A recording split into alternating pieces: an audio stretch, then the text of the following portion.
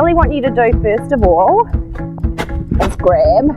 So you can come in and grab yourself a little stalk, because I'm going to talk to you about the difference between the two main species. So if you crush that between your fingers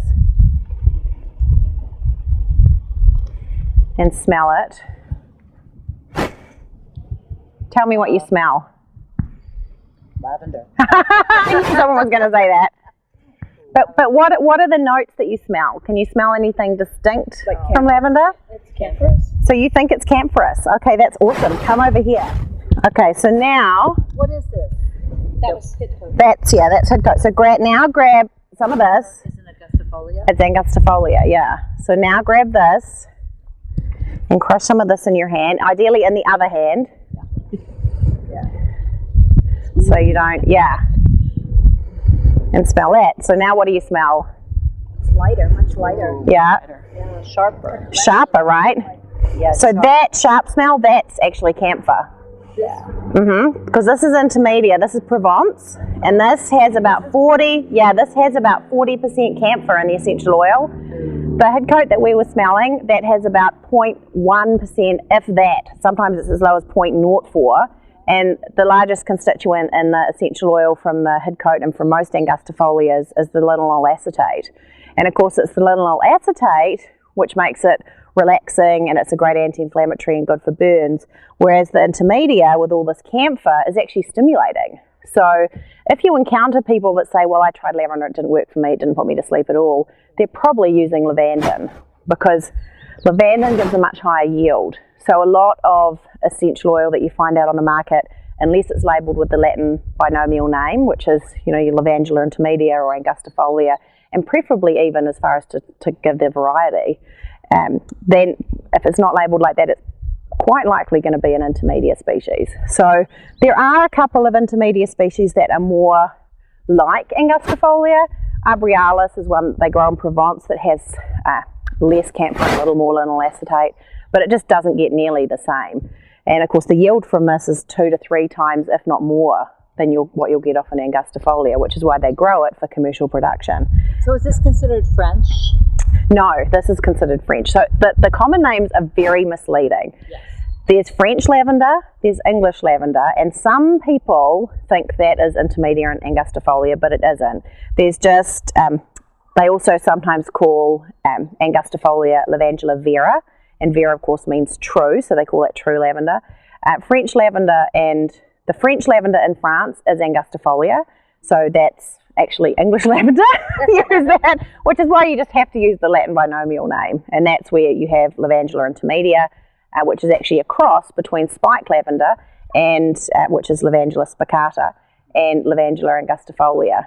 And this is it's a fantastic plant because it's very vigorous, it gives you a great yield of oil, and it grows all the way down to sea level, right? So spicata only grows at sea level. Angustifolia really only starts producing decent oil at about 750 feet, which is exactly where we are. So yeah, so we're lucky up here that we have enough to get really nice quality oil, which is fun to play around with. We don't get a whole bunch from this, but we do get enough to play with, and of course that's what makes it fun. So the intermediates tend to have more of that sharp. Exactly. More fruity and sweet. Yeah. This will be like more grassy, a little sharper. It's a fantastic oil for doing things like it repels moths. It's a great stimulant. It's great in a respiratory blend because if you mix it with rosemary, it's going to really help wake you up. But it does really different things than a sedating, calming angustifolia does. It takes about an hour and a half to run the still with one lot.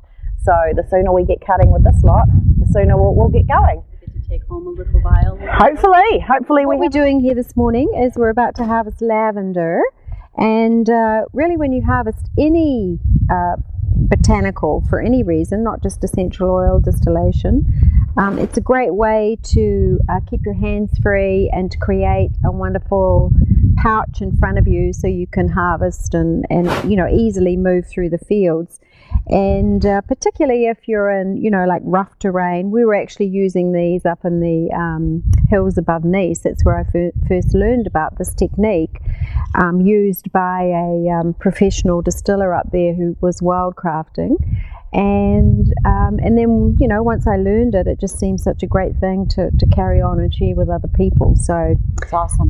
again, I said, you know, this is a queen sheet, so it's probably a little larger than it probably needs to be, but you know, any really good length of material, any sort of large piece of fabric you could do this with, but a twin sheet's perfect. So first of all, Glenda, thank you for being our model today. You bet. We're going to tie it around your waist, excuse me while I sort of grope you, and give it a good, Guessing this is going to come up like that, right? Is that a decent guess?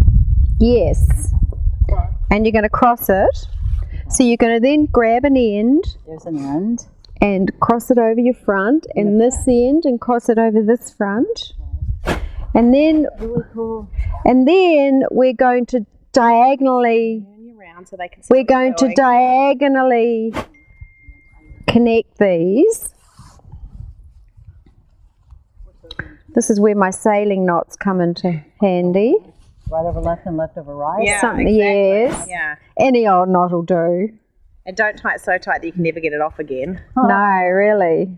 Good call. But you know, you can use this for like harvesting veggies. You can use it, you know, like if you're pruning in the garden.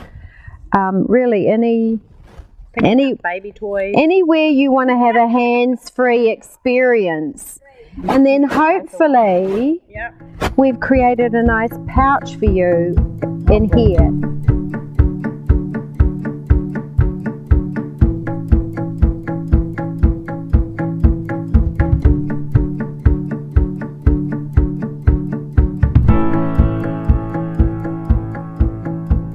We are about to distill some lavender. Thank you very much for harvesting our lavender this morning. What we're actually going to be working with today is Lavandula angustifolia, and later on we will talk a little bit about the differences in the varieties. But one thing that's of interest in lavender is, first of all, in fact with any plant before you distill it, is really understanding where the essential oil is within the plant. And for lavender, the essential oil is within primarily the flower, a little bit in the leaf, and ideally you want to harvest it. This is the perfect time for harvesting, you know, and there's not a lot of sun out, which is also perfect, even though we might like a sunny day. It's perfect because as the sun gets high in the sky, and as the sun gets hotter, and as the environment warms up, essential oils will volatilize out of the plants and fill the air, which is why, you know, as you walk by a lavender field, you can smell lavender. And so your yield is, you know, a little bit lower if you harvest at the wrong time. Plus, you could be losing active constituents that are vital to your essential oil. The other thing to appreciate is what the oil gland actually looks like. So without getting too technical, if I was to take a really strong magnifier and look at lavender, I would see that there is a cell on the flower that's quite long. It's called a trichome, and essential oil cells, the part of the plant that produces the oil, is going to be a little bit different in every plant, but in lavender it's on the end of this trichome, and it really is quite bizarre looking. It looks like something out of, you know, outer space, and quite beautiful as well. So if you ever get a chance to see some close-up photos, and if We'll send you some. yeah, we'll send you some, and if any of you are in the program, the aromatherapy program, you also get some information on this, but we can definitely send you this. So it's fascinating to see, and also with lavender and with the trichome, it means you have to handle it somewhat carefully, because you can easily rupture those cells, the sacs on the end of these trichome, these long cells, and start losing oil, of course. And so what we're going to do is talk a little bit about the still. We're going to pack it and we're going to get it going, because distillation can take, we should probably in about, when we get up to temperature, and we want to leave it going for at least an hour or so, and you know, and I'll show you what to watch for. It's quite, this is where the art of it comes in. there's definitely a science to distillation, but there's also an art to it as well.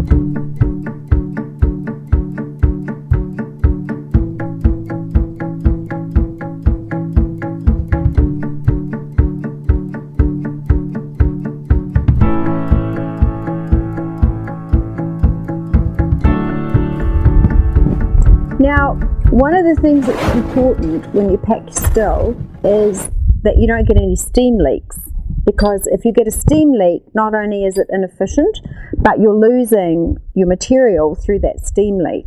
So it's important to get everything, actually no, I've got a bit there. Yeah. It's important to get everything out of the way so the lid goes on nice and snug, and that there's no materials in the little groove here where there's a really tight seal.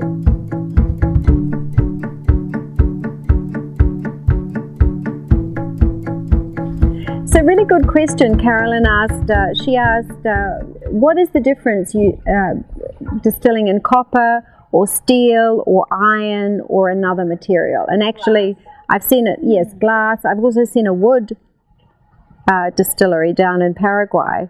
They do petitgrain and wood. So it does make a difference, and I'm glad you asked that question. Excellent question.